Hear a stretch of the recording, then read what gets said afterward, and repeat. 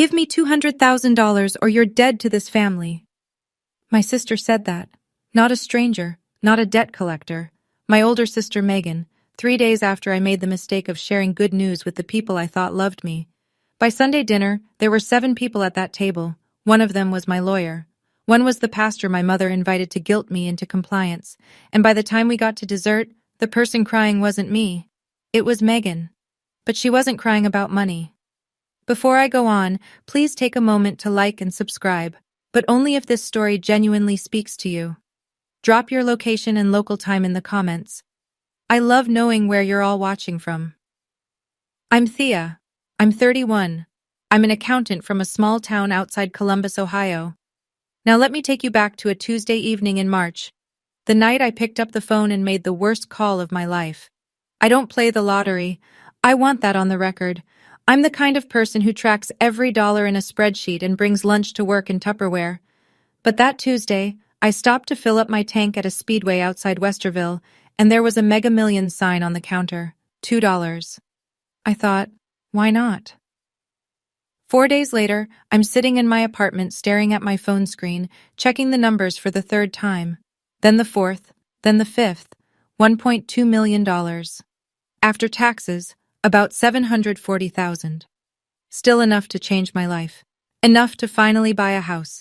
Enough to stop renting. Enough to breathe. And the very first thing I did, before calling a financial advisor, before calling a lawyer, before doing anything a smart person would do, I called my mother. "Mom, you're not going to believe this," she screamed. She screamed. I could hear her pulling the phone away from her ear, shouting into the next room, "Gerald, Thea won the lottery! Thea won the lottery!" And for a moment I felt something I hadn't felt in years. I felt like I belonged to them again. Within an hour, Dad called. His voice was warm for the first time in months. "Proud of you, kid." 3 words I'd been chasing my whole life.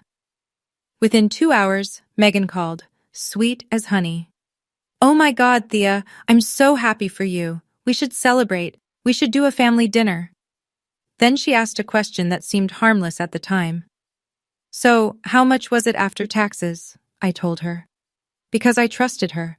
Because I was still stupid enough to believe that good news could just be good news in this family. For about 2 hours, I felt like I had a family again. That was the most expensive feeling of my life. Wednesday morning, not even 24 hours later. Mom called while I was at my desk at work. Casual voice, the kind she uses when she's about to ask for something but wants you to think it's your idea. "Honey, I've been meaning to tell you, the roof's been leaking again. The estimate came back at about $15,000. Wouldn't it be wonderful if we could finally get that fixed?" I said I'd think about it. Thursday, Dad called. No small talk. No "how are you?" Just, "You know what your mother and I sacrificed. I worked double shifts so you could go to college." Here's the thing about that statement. It's not true. My father did work double shifts, but that money went to bills, to Megan's cheerleading gear, to a boat he sold 3 years later at a loss. My college was paid for with federal loans. Loans I'm still paying off at 31, but I didn't say that, not yet. Thursday night. Megan called again. The honey was gone. "Thea, I need $200,000. Todd and I are drowning. The credit cards, the mortgage, it's bad. You have the money. This is what family does." 200,000 out of 740. More than a quarter of everything I had. I told her I needed time to think. "What's there to think about?" I opened my mouth to answer, but she cut me off. "If you say no, don't bother showing up Sunday."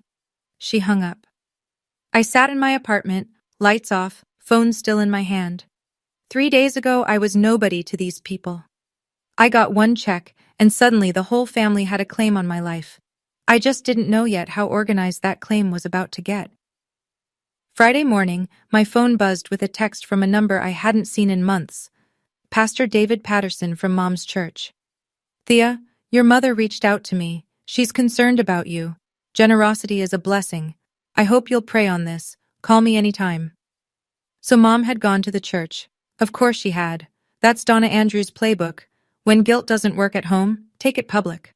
But that wasn't the worst part. Megan had been busy too. I started getting texts from extended family. People who normally only contacted me at Christmas. Aunt Diane. Hey, sweetie, Megan called. Everything okay? Uncle Bob. Heard there's some tension. Family's everything, Thea.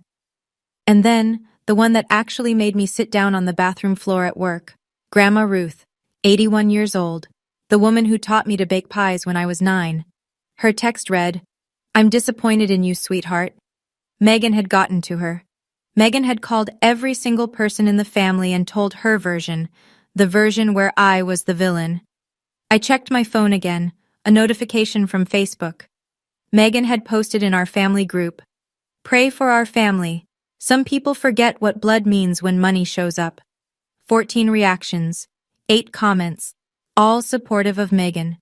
Then I thought about something practical, something that made my hands shake. I co-signed Dad's truck loan 2 years ago. If he stopped making payments, my credit score tanks. I can't buy a house with wrecked credit. Mom's savings account, the one I'm listed on as a co-holder from 2019 when she needed help setting it up. She can access that anytime. They had leverage, real leverage, not emotional, financial. That night, I opened my laptop and started doing something I hadn't told anyone about yet. I'm an accountant. Numbers are what I do for a living. But somehow, in all the years I'd been quietly helping my family, I had never once added it all up. I opened a blank spreadsheet that Friday night, pulled up my bank statements going back to 2017, cross-referenced Venmo transfers, wire receipts, canceled checks. It took me 4 hours. March 2019, $30,000 wired to Megan Andrews Cole. She and Todd had separated for the first time. She needed rent, a deposit, groceries, a lawyer consult. I covered all of it. Her exact text at the time, I'll pay you back when I get back on my feet, I swear. I still had the message saved. She never paid back a cent. June 2021, $18,000 for a 2017 Ford F-150. Dad's old truck broke down, and he couldn't get approved for a loan on his own. I bought it outright. When I handed him the keys, he said, We'll figure it out. There was nothing to figure out. He just never brought it up again. That truck is still parked in his driveway. January 2022, $22,000 for Mom's knee surgery. Insurance covered part of it, but not enough. I paid the rest directly to the hospital. When I mentioned it once, she said, That's what daughters do. October 2023, $17,000 in rent for Megan's apartment. She and Todd had separated again. 6 months I covered. She came back to Todd in April 2024 and never mentioned the money.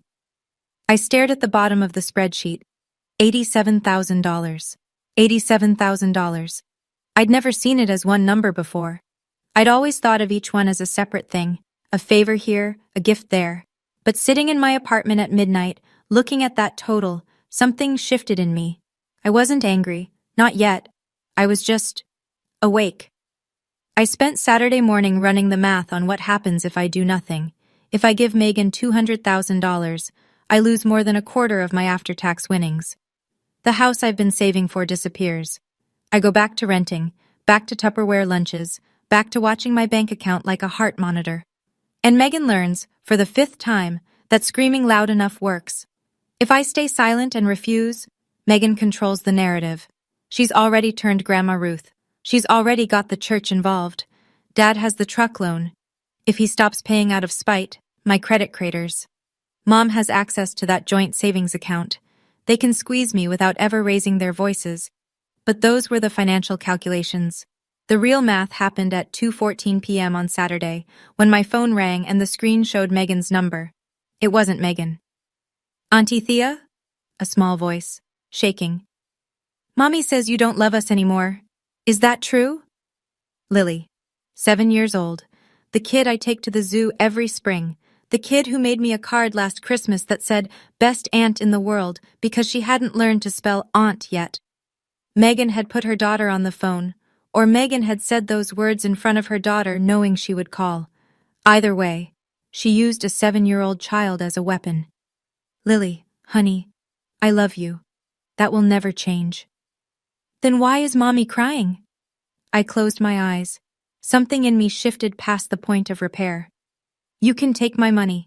You can call me selfish to every person in this town, but you don't get to use a 7-year-old to break me. That is the line. I picked up the phone, called Rachel Whitfield, my college roommate, family law attorney. Rach, I need your help. Are you free Sunday? Friday night. I was heating up leftover soup when Megan called again. I let it ring 3 times. Then I picked up. Have you thought about it? Her voice was flat, transactional. I have. I'm not giving you 200,000, Megan. Silence. 2 seconds. 3. So that's your answer. That's my answer. More silence. Then her voice dropped into something I recognized. The tone she used when she wanted to make someone feel small. She'd been doing it since we were kids. Fine. Then I'll tell Lily you chose money over her. Don't bring Lily into this. She's already in it. She asked me why her aunt is being selfish. She's 7, Megan. She asked because you told her to. Click. I stared at the dark screen. My soup was boiling over on the stove. I didn't move. 20 minutes later, a text came in. Not from Megan, from Todd. 6 words. I'm sorry about all this. I read it twice. Todd had never texted me directly. Not once in the 7 years he'd been married to my sister. He'd always been background, the guy who loaded the dishwasher at Thanksgiving while Megan held court at the table. The guy who nodded when Megan talked and disappeared into the garage when she didn't. But here he was. 6 words, no context, no follow-up. I almost texted back. Instead, I saved the message and put the phone face down on the counter. I didn't know what Todd's text meant yet. But I filed it away in the same part of my brain where I file things that don't add up. Numbers that seem small at first, but end up mattering more than everything else on the spreadsheet. My soup had burned. I ate cereal instead. Saturday morning, 8:07 a.m. I know the exact time because I was still holding my coffee when Dad's name lit up my screen. Gerald Andrews doesn't call before noon unless someone's dead or he's angry. No one was dead. You will give your sister what she asked for. No hello. No morning, kid. Just a command, delivered in the same voice he used when I was 12 and tracked mud on the carpet. Dad, that's not how this works. I didn't raise you to be this way. You didn't pay for my college, Dad. I did. Silence.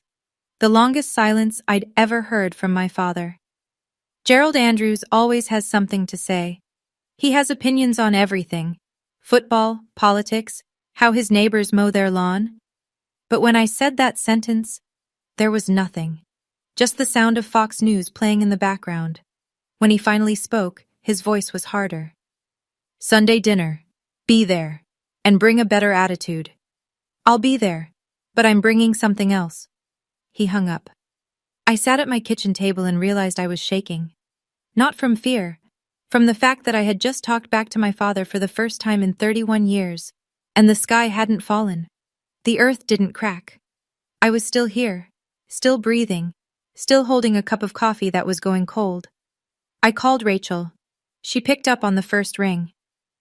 Are you sure about this? She asked. I've never been more sure. Then I'll be there at 4:30. Wear something comfortable. And Thea, don't let them see you sweat. I hung up and opened the spreadsheet one more time.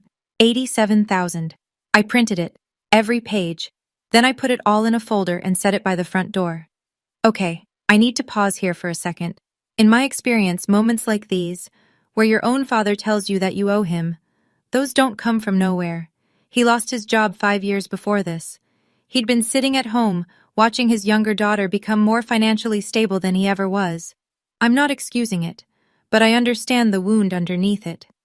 Now here's what I want to ask you. When Megan told me she'd turn Lily against me, do you think she was bluffing? Or do you think she actually would have gone through with it? Tell me in the comments. Let's get back to the story. Saturday afternoon. I needed milk and eggs. Normal things. The kind of errands that remind you the world still exists outside your family drama. I drove to the Kroger on Main. I was loading bags into my trunk when I heard my name. Thea, wait! Todd Cole was standing 2 spots over, holding a gallon of orange juice and a bag of diapers. Wait, not diapers. Pull-ups. For Lily. She'd been potty trained for years, but she still used them at night sometimes. Megan hated talking about it, but I knew because Lily told me once during a zoo trip, whispering like it was a classified secret. Todd looked terrible. Bags under his eyes, 3-day stubble. His Carhartt jacket had a grease stain on the sleeve that I was pretty sure had been there since Christmas. I didn't know about the phone call to Lily, he said. I found out last night. He shifted the juice to his other hand. I told her not to do that. She didn't listen. Then why are you still going along with this, Todd? He looked at the ground. His jaw tightened. Because I've got nowhere else to go. It was the most honest thing he'd ever said to me. Todd Cole, 37, plumber, father, husband, and trapped. Not by love, by logistics. He started walking toward his truck. Then he stopped, turned around. For what it's worth, you've been more than fair to this family. I just wanted you to know someone sees that. He climbed into his truck and pulled out of the lot. I stood there in the Kroger parking lot holding my eggs and thinking about what Todd knew that he wasn't saying. Because that man was carrying something heavier than a gallon of orange juice. He knew exactly how much his wife owed. And it wasn't just to me. Saturday night. I was sitting on my couch with the folder on the coffee table, going through the printouts one more time, when my phone buzzed. Aunt Diane. I braced myself. Megan had called her. This was probably the next wave. Megan called me yesterday, Diane said, told me you're refusing to help the family. Diane, I didn't call to lecture you, sweetheart. I stopped. Diane Andrews is 54. She teaches 4th grade at Millbrook Elementary. She's my father's younger sister, and she's the quietest person in the Andrews family, which means she's either the smartest or the most afraid. I've never been sure which. Your father borrowed $12,000 from me in 2018, she said. Never paid back a cent. When I asked, he stopped returning my calls for 6 months. I didn't know this. In 31 years, no one had ever told me this. I've watched this pattern for years, Thea. You're not the first person Gerald and Donna have done this to. You're just the first one who might actually stand up. My throat tightened. Why didn't you ever say anything? Because he's my brother, and because until now, I didn't think anyone would believe me. She paused. I was invited to Sunday dinner. I'll be there. Diane, thank you. Don't thank me yet. She hesitated, long enough for me to hear her take a breath. There's something else, but it's not my place. You'll find out soon enough. She hung up before I could ask what she meant. I sat in the dark for a long time after that call. The folder sat on the table, fat and quiet. Tomorrow it would speak for me. But tonight, for the first time in a week, I didn't feel completely alone. Sunday, 5 o'clock. The sky over the suburbs was that particular shade of gray-orange you only get in central Ohio in March. Like the weather can't decide if it's winter or spring, so it splits the difference and gives you nothing. Rachel pulled into my apartment complex at 4:30 sharp. Black blazer, leather satchel, low heels. She looked like she was walking into a deposition, not a pot roast dinner. You ready? She asked. No, let's go. We took my car. 15-minute drive, past the speedway where I bought the ticket, past Millbrook Elementary where Diane teaches, past the church where Pastor Patterson was probably finishing his Saturday sermon prep. Dad's house is a single-story brick ranch on a quarter-acre lot. White aluminum siding, a basketball hoop from 1998 still bolted above the garage, net gone. The lawn was patchy and brown. Gerald Andrews has never been a yard man. 3 cars already in the driveway. Pastor Patterson's gray Buick, Diane's Subaru, Megan and Todd's minivan, and there, parked right in front, the 2017 Ford F-150 I bought for $18,000. Blue, chrome bumper, mud on the wheel wells. I picked up the folder from the back seat. Rachel grabbed her satchel. Mom opened the front door before we knocked. She was wearing her good blouse, the one with the little flowers she saves for church.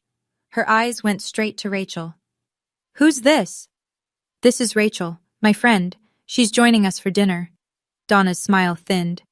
We didn't set a place for... Then we'll add a chair. I stepped inside. The house smelled like pot roast and potatoes.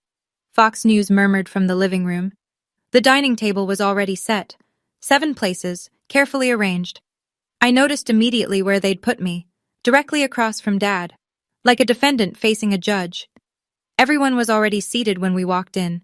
Gerald at the head of the table, Megan to his right, mascara freshly applied, chin high. Todd to his left, hands flat on the table, staring at the salt shaker. Diane at the far end, quiet, watching everything. Pastor Patterson sat next to Mom's empty chair, Bible resting on his knee. Someone had set up a folding chair in the corner near the window. For Rachel. Rachel looked at the chair, looked at me, and sat down without a word. She didn't need to be at the table. She just needed to be in the room. Mom brought out the pot roast, set it in the center. Nobody served themselves. Gerald didn't wait. Let's get this over with. Donna sat down and reached for the pastor's arm. Thea, Pastor Patterson is here because we love you. We're worried about you. Patterson cleared his throat. Thea, your mother tells me there's been some tension in the family. Family is God's first gift. Generosity is... Pastor, with respect, were you told the full story? He blinked. Megan didn't give him time to answer. The full story is you won $1 million and won't help your own family. Gerald tapped the table with 2 fingers. Enough. Thea, we're not asking for all of it. Just help your sister. That's what good people do. Donna's eyes were already red. She'd been preparing the tears in advance. I didn't raise you to be cold. I looked around the table. Gerald's jaw was set. Megan's arms were crossed. Donna was dabbing her eyes with a napkin she'd pulled from her lap. Patterson looked uncomfortable. Diane hadn't moved. I didn't say anything. Not yet. Instead, I reached down, picked up the folder, and set it on the table between the pot roast and the bread basket. Every eye in the room landed on it. The folder was plain brown, letter-sized, about 1/4 inch thick. It sat there next to the bread basket like a landmine disguised as a tax return. Before I open this, I said, I have one question. Nobody spoke. The pot roast was steaming. Fox News droned from the other room. Somewhere outside, a dog barked. I looked at Megan. How much do you think you've ever given me? Her eyebrows pulled together. What? In 31 years, how much money have you ever given me? A dollar amount. That's not the point, Thea. It's exactly the point. I turned to Gerald. Dad, same question. How much have you given me financially since I turned 18? He straightened in his chair. The vein in his temple that I've known my whole life, the one that shows up when he's cornered, pulsed once. We gave you a roof. We gave you food. We gave you life. I moved out at 18. I've been paying my own way since then. Loans, rent, everything. Donna's hand went to her chest. You're keeping score? Is that what this is? After everything we've done for you? I looked at my mother, the woman who used to braid my hair before school, who stayed up late making my Halloween costumes when I was little, who once, when I was 8, drove 30 miles to bring my forgotten science project to school. I love her. I want you to know that. I love her even now. No, Mom, I never kept score, but you forced me to count. I opened the folder. The room went silent in a way I'd never experienced in this house. This was a family that filled every second with noise, arguments, football games, opinions about the neighbors. But when those pages came out, the only sound was the creak of paper against paper. The first page was a printout of a bank wire confirmation, dated March 14, 2019, $30,000, sent from my account to Megan Andrews Cole. I read it the way I'd read a financial statement at work, calm, precise, no emotion.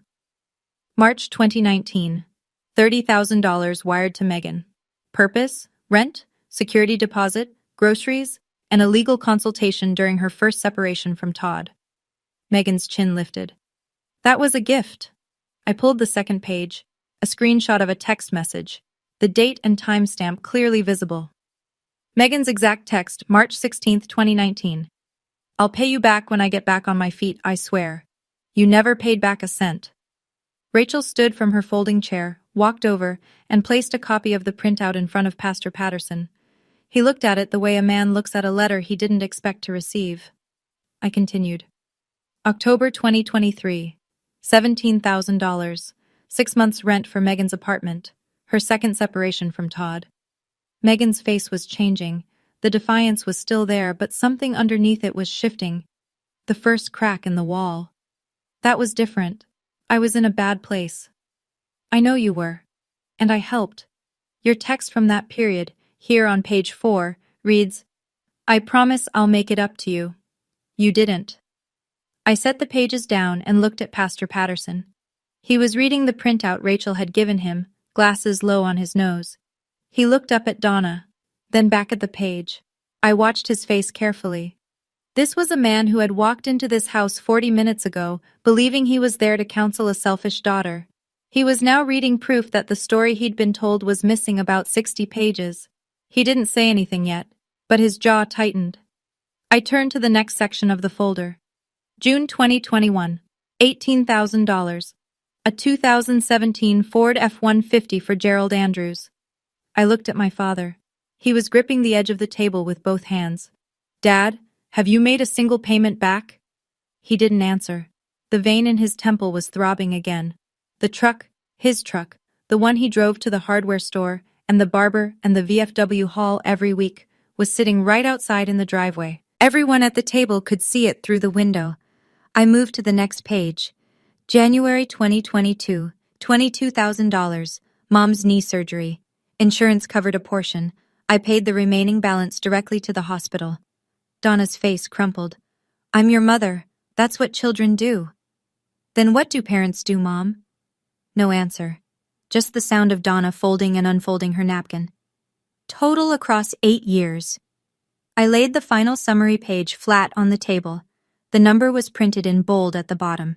Simple, clean, no commentary. $87,000.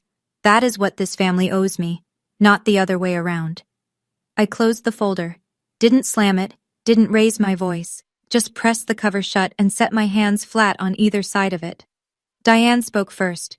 She'd been silent for the entire dinner, and when her voice came, it cut through the room like cold air through an open door. $87,000, Gerald. She looked at her brother. And you're sitting here demanding more? Gerald's eyes snapped to Diane. For a moment I thought he was going to shout, but he didn't. He just looked at her, his little sister, and for the first time I saw something in my father's face that I'd never seen before. He looked caught. Pastor Patterson took off his glasses, set them on the table next to the printout, rubbed the bridge of his nose. He'd been quiet for the entire reveal. I could feel the room waiting for him, Donna especially. She'd invited him here as her final weapon, the moral authority, the man who could make me feel small enough to open my wallet. Donna. His voice was calm, careful, but firm. When you asked me to come tonight, you told me Thea was being selfish with her money. You didn't tell me any of this. Mom reached for his arm. Pastor, it's more complicated than... It looks pretty clear to me. He turned to face me, and what I saw in his eyes wasn't pity or judgment. It was something closer to respect. I owe you an apology, young lady. I came here tonight with incomplete information. That was my mistake, and I'm sorry. Megan slammed her palm on the table. This is private family business. She had no right to bring a lawyer and spreadsheets to a dinner table. I didn't raise my voice. You made it public when you posted on Facebook, Megan. You made it public when Mom called the pastor. I'm just finishing what you started. The room went still. Megan opened her mouth, closed it. Her mascara was running now, 2 thin black lines tracking down her cheeks. Patterson pushed back his chair and stood. He picked up his Bible. I think I've heard enough. Donna, Gerald, I'd encourage you both to reflect on this, deeply. He walked around the table, stopped in front of me, and extended his hand. I shook it. Then he nodded to Rachel, who hadn't said a single word the entire evening. He walked out. The front door clicked shut behind him, and the room exhaled. The pot roast had gone cold. No one had touched the food. The bread basket sat untouched next to the folder like a still life someone would paint and title American Family March. I waited until the sound of Patterson's car engine faded from the driveway. Then I spoke. I'm not asking anyone to pay me back. I'm not here for revenge, but I need everyone at this table to hear what happens next. Gerald's eyes were on the window. Donna was gripping her napkin with both hands. Megan was wiping mascara with the back of her wrist. Todd was staring at the salt shaker again. 1. I'm removing my name from Mom's savings account tomorrow morning. Donna flinched. 2. I'm refinancing the cosign on Dad's truck. If the bank approves it, my name comes off. If not, I'll give you 90 days to find a new co-signer. Gerald didn't move. 3. There will be no more loans, no more gifts disguised as obligations. If anyone in this family needs financial help, we discuss it like adults, not with guilt, not with pastors, not with threats. I paused. Let the silence do the work. And 4. I looked directly at Megan. If you ever use Lily against me again, ever, you won't hear from me. Not because I don't love her, because she deserves better than being someone's weapon. Megan's lower lip trembled, but she didn't speak. Rachel sat in the corner, hands folded in her lap. She hadn't opened her satchel, hadn't produced a single document, hadn't said one word the entire night. She didn't need to. Her presence alone, a lawyer, sitting in the room, hearing everything, was the quietest and heaviest thing at that table. I'm not here because I hate this family. I'm here because this is the last time I sit at a table where loving someone means letting them take from me. Gerald pushed his chair back. The legs scraped against the linoleum, a sound that cut through the silence like a blade. He stood up, didn't look at me, didn't look at Diane, didn't look at anyone. He just walked to the hallway, turned left into the master bedroom, and closed the door. No shouting, no parting shot. Just the quiet click of a door from a man who had run out of arguments and didn't have the vocabulary for anything else. Donna stood and followed him. Gerald. The bedroom door stayed shut. Mom stood in the hallway for a few seconds, hand on the doorknob. Then she turned and went to the kitchen. I heard water running. She was doing the dishes. The pot roast hadn't been served, and she was already doing the dishes. That left 5 of us at the table. Megan was crying openly now. Not the performative tears from earlier. Real ones. Messy. The kind that make your nose run and your voice break. You've ruined this family, she said. And then Todd spoke. No, Megan. She didn't. Every head turned. Todd Cole, the background husband, the nodder, the dishwasher loader, the man who had never once raised his voice in this house, was sitting upright in his chair, and his face was flushed red. We owe $42,000 in credit card debt. You know that. I know that. But you never told your parents, and you wanted Thea to bail us out so they'd never find out. Todd, shut up. No, I'm done shutting up. Megan stared at him.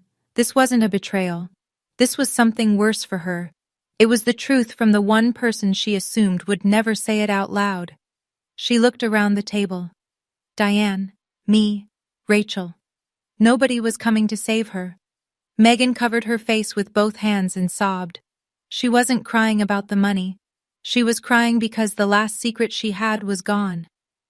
I want to pause again. I know some of you might be thinking, Thea, Todd just blew up his own marriage at your dinner table. And honestly, I thought the same thing sitting right there. But here's what I realized later. Todd had been watching Megan lie to everyone for years, and he was exhausted. Sometimes people don't explode because of one moment. They explode because of 1,000 moments of silence that came before it. So here's my question. Do you think Todd was right to say that at the table? Or should he have told Megan privately first? Drop your take in the comments. Okay, back to the dinner. Monday morning, 9:15 a.m. I walked into First Federal Credit Union on Broad Street and asked to remove my name from a joint savings account. The teller, a woman named Karen who'd processed my deposits for 6 years, looked at the screen and then at me. Are you sure about this? I've never been more sure. It took 20 minutes. When I walked out, the March wind hit my face and I stood on the sidewalk for a moment, breathing. One down. Tuesday, I called the bank about Dad's truck loan, filed the paperwork for a refinance. The loan officer told me the process would take 60 to 90 days. We'll need the primary borrower's cooperation, he said. I told him I understood. Wednesday. Silence from Gerald. Silence from Megan. Thursday. Donna called. I picked up because she's my mother, and some instincts don't die in a week. You've torn this family apart, Thea. I set a boundary, Mom. That's different. She hung up. Friday. A letter arrived. Not an email, not a text. A handwritten letter in a shaky cursive I recognized immediately. Grandma Ruth. Dear Thea, I only heard one side. I'm sorry I judged you. Your grandfather would have been proud of you. Come see me when you're ready. Love, Grandma. I sat at my kitchen table and cried for the first time all week. Not because of the apology, because it meant someone in my family could hear the truth and change their mind. That weekend, Diane called. I want you to know something. Gerald borrowed $8,000 from your grandmother in 2020. She never told anyone. He never paid it back. I closed my eyes. The number didn't surprise me. The pattern did. You're not the only one, Thea. You're just the bravest.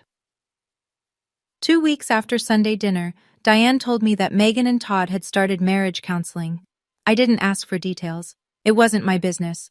But Diane offered one. Todd told the counselor everything. The debt, the phone call with Lily, all of it. I felt something complicated when I heard that. Not satisfaction, not sadness exactly, just the heaviness of knowing that one dinner had cracked open more than I intended. Todd called me once, brief, direct. I should have spoken up years ago. I'm sorry I didn't. You spoke up when it mattered, Todd. He was quiet for a second. Then, Lily misses you. I miss her too. That was the whole conversation. Megan didn't call. Not a text, not an email, not a smoke signal. But 3 weeks after the dinner, something happened that I wasn't expecting. My phone buzzed at 8:42 p.m. on a Thursday. Megan's number. I opened the text and my chest tightened. I miss you, Aunt Thea. Can I come over? Love, Lily. The spelling, the lowercase letters, the fact that aunt was still spelled aunt. This wasn't Megan. This was a 7-year-old who had figured out how to open her mother's phone. I called Rachel. My voice was shaking. Can Megan legally stop me from seeing Lily? Rachel sighed. In Ohio, aunts don't have formal custody or visitation rights, but you're not in a custody dispute. You can reach out through Todd. I texted Todd that night. Simple. Tell Lily I love her. I'll always love her. He wrote back in 2 minutes.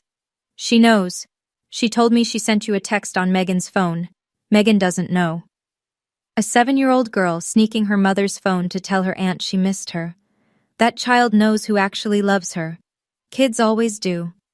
Here's the thing about small towns outside Columbus. Everyone goes to the same 3 places: the Kroger, the Speedway, and church. And in a town like ours, information doesn't need the internet. It has casserole drop-offs and post-church parking lot conversations. Pastor Patterson didn't tell anyone the details. He's a man of discretion, and I respect that. But the following Sunday, he gave a sermon. The topic? The sin of using generosity as a weapon. He didn't name anyone. He didn't have to. Donna was sitting in the 3rd pew. By the time Patterson reached his second point, something about how true giving doesn't come with a leash, Donna stood up, grabbed her purse, and walked out. Diane told me this later. She said the pew creaked when Mom got up, and nobody looked at her, but everybody watched her leave. In the weeks that followed, the phones started ringing. But this time, they were ringing for me. Uncle Bob called. I didn't know the full picture, Thea. I'm sorry I took sides before I had the facts. 2 cousins texted. One aunt sent a card. Not everyone, not a parade. But enough. Megan quietly deleted her Facebook post. The one about praying for the family. The one with 14 reactions. It just disappeared one afternoon, like it never existed. But screenshots live forever, and I knew at least 3 family members had already seen the original. Gerald still didn't call. Not a word. Donna called Diane twice, but not to apologize. To complain. Thea humiliated us in our own home, she told Diane. Diane said, No, Thea told the truth in your home. That's not the same thing.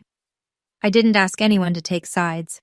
But for the first time in my life, I didn't have to prove I was worth believing. 3 months later, the refinance went through. My name came off Gerald's truck loan. The credit union officer called to confirm, and I said thank you, hung up, and sat in my car in the parking lot for 10 minutes, doing absolutely nothing. It was done. The last financial thread connecting me to my father's decisions was cut. I bought a house. Nothing fancy. A 2-bedroom Cape Cod on Elm Street, with a small yard and a front porch. The kind of house I'd been saving for since I was 23. It needed new gutters and the kitchen cabinets were from 1987, but it was mine. My name, my mortgage, my front door. I didn't post it on social media, didn't send announcements. The only people who came to the housewarming were Rachel, Diane, and, to my surprise, Todd with Lily. Megan knew. Todd had told her where they were going. She didn't object. Rachel brought wine. Diane brought a potted fern that she said would outlive all of us if you just water it on Sundays. Todd brought a toolbox and tightened the loose handle on my back door without being asked. That's the kind of man Todd is. He fixes things quietly. Lily walked through every room with her hands behind her back, like she was inspecting the place. She stopped in the second bedroom. It was empty, just white walls and carpet and a window that looked out on the backyard. Is this my room for sleepovers? I knelt down. If you want it to be. She hugged me, hard. The kind of hug that means a kid has been saving it up for weeks. I also set aside $30,000 into a 529 education fund for Lily. Nobody's name on it but mine. No one in the family knows about it yet. Some gifts don't need an audience. 3 months. Gerald Andrews hasn't called his youngest daughter in 3 months. I know he's alive because Diane gives me updates I don't ask for. He mows the lawn. He goes to the VFW on Tuesdays. He watches the Buckeyes on Saturdays. He does everything exactly the way he did before, except he no longer picks up the phone to call me. Donna calls sometimes. Every conversation follows the same pattern. She starts with small talk, the weather, the neighbor's new fence, something she saw in the morning news. Then she slides into it. I just wish things could go back to normal, Thea. And every time I say the same thing. I love you, Mom, but I won't apologize for having boundaries. She sighs. We say goodbye. She doesn't call again for a week or two. I'm not waiting for an apology. I've made peace with the possibility that one may never come, but I'm also not closing the door. The door is right there. It's unlocked. They know where I live, literally, because it's a small town, and Diane told Donna my new address. They just have to walk through it without a demand in their hands. Diane told me something last week that I keep turning over in my mind. Gerald misses you, she said. He'll never say it. But he sits on that front porch and stares at that truck, and I think he knows. I don't know what he knows. Maybe he knows he owes me money. Maybe he knows he owes me more than money. Maybe he's just sitting on the porch because he's 60 years old and tired and doesn't know how to say, I was wrong, because no one ever taught him how. I didn't lose my family. I lost the version of my family that required me to shrink so they could feel tall. I didn't tell you this story so you'd hate my family. They're real people with real pain. My father lost his job and with it, the only identity he'd ever built for himself. Provider, head of household, the man who works doubles. When that was gone, he didn't know who he was anymore. So he held on to the one thing he had left, authority. And authority without contribution turns into control. My mother learned love from a generation that didn't separate it from obligation. In her mind, family means you give everything and you don't ask questions. She wasn't trying to manipulate me. She genuinely believes that's how it's supposed to work. She just never considered that the giving was only flowing one direction. Megan never learned how to stand on her own because she never had to. She was the first child, the pretty one, the one who got the prom dress and the attention. And when life got hard, when the credit cards piled up and the marriage cracked, she reached for the only tool she knew, someone else's wallet. I understand all of that. Understanding is not the same as accepting. You can love someone and still say enough. You can miss someone and still refuse to go back to the version of yourself that made them comfortable. You can leave a door open and still protect what's inside your house. If you're the person in your family who gives and gives and gives, the one they call when they need money but not when they need to listen, I want you to hear me. You're not selfish for setting a boundary.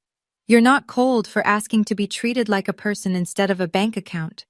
You're not the villain. You're surviving. And that's enough. That's my story. I don't know how it ends because I'm still living it. Maybe Gerald will call one day. Maybe he won't. But I know that the version of me who sat at that dinner table, calm, prepared, and done apologizing for existing, that's the version I want to keep being. If this story meant something to you, please like, share, and subscribe.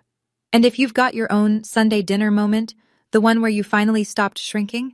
I'd love to hear it in the comments. There's another story waiting for you in the description. It hit me just as hard. I'll see you there.